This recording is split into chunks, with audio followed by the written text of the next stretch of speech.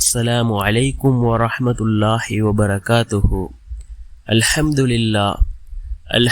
لله الذي نحمده ونستعينه ونستغفره ونؤمن به ونتوكل عليه أما بعد. அன்பிற்குரிய அல்லாஹ்வின் நல்லடியார்களே, அன்பு சகோதரர்களே, நாம் தொடர்ச்சியாக பார்த்து வரக்கூடிய துஆகளினுடைய திக்ருகளினுடைய தொகுப்பில் நாம் இன்று பார்க்க இருக்கின்ற விடயம் என்னவென்றால், நாம் ஃபஜ்ருடைய தொழுகையை தொழுதுவிட்டு இந்த துஆவை ஓதுவோம். இது இஸ்திக்ஃபார்களில் மிகச்சிறந்த இஸ்திக்ஃபார். இதனை ஓதுவதன் மூலமாக அல்லாஹ் ஜல்ல சுப்ஹானஹு வ தஆலா நம்முடைய வாழ்க்கையில் உள்ள கஷ்டங்களை அல்லாஹ் நீக்குகின்றான், கவலைகளை நீக்குகின்றான், நம்முடைய எல்லா விதமான தேவைகளையும் அல்லாஹ் பூர்த்தி செய்து தருகின்றான்.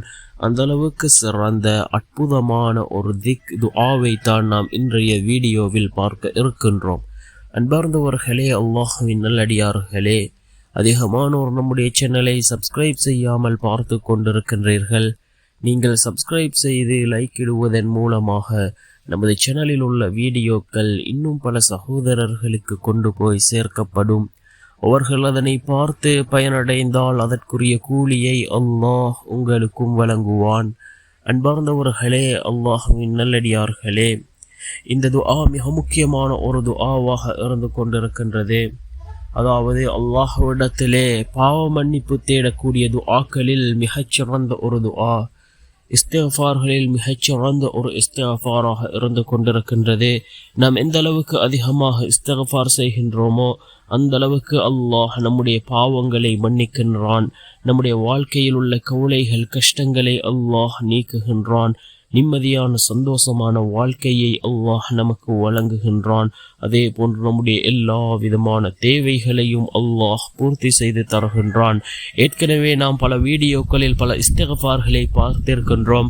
அதே போன்று நாம் இன்று பார்க்க இருக்கின்ற இஸ்திக்ஃபார் தான் அல்லாஹும்ம அன்த ரப்பி லா இலாஹ இல்லா அன்த خلقتني وأنا عبدك وأنا على أهدك ووعدك ما استطعت أعوذ بك من شر ما صنعت أبوء لك بنعمتك علي وأبوء لك بذنبي فاغفر لي فإنه لا يغفر الذنوب إلا أنت. மீண்டும் ஒரு முறை இந்த துஆவை ஓதுகின்றேன். اللهم أنت ربي لا إله إلا أنت خلقتني وأنا عبدك وأنا على أهدك ووعدك ما استطعت أعوذ بك من شر ما صنعت أبوء لك بنعمتك علي وأبوء لك بذنبي فاغفر لي فإنه لا يغفر الذنوب إلا أنت. இதனுடைய பொருள் என்னவென்றால், யா அல்லாஹ், நீயே என் எஜமான், உன்னை தவிர வணக்கத்திற்குரியவன் வேறு யாரும் இல்லை. என்னை நீயே படைத்தாய், நான் உனது அடிமை.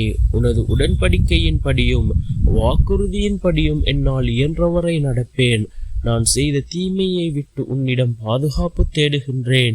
நீ எனக்கு செய்த அருளோடும் நான் செய்த பாவத்தோடும் உன்னிடம் மீள்கிறேன்.